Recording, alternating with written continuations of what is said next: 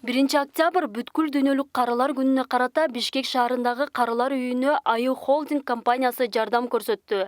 Борбордогу улгайган жана ден соолугунун мүмкүнчүлүгү чектелген жарандар үчүн жалпы типтеги социалдык стационардык мекемесине 1 май райондук администрациясынын башчысы Алибек Биримкулов, ошондой эле Аю Холдинг компаниясынын аткаруучу директору Акылбек Кунакунов барып, карыларды майрамы менен куттукташты.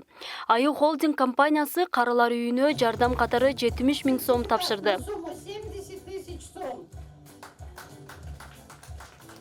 Эми баарыбызга белгилүү болгондой, бүгүн эл аралык карылар күнү экен.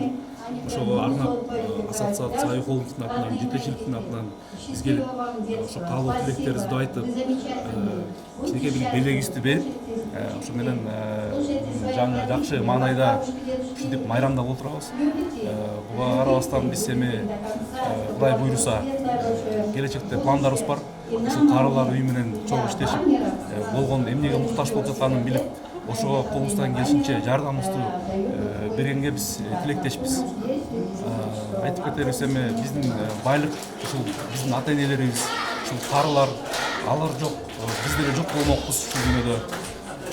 Алар аман болсо, биз деле Кудай буйруса ишибиз алдыга жатат. Алардын батасы менен биз дагы көп кадамдарга жетебиз деп ойлойм. Борбор калаабыз Бишкектеги жалгыз карылар үйү болгондуктан ар бир жылдын 1 октябрында мекеме ишканалардын жетекчилери тарабынан кыргыз эл артисттери, эстрада ырчылары келип куттукташып, ар кандай белек бечкектерди тапшырып, жылуу сөздөрүн айтып куттуктап кетишет.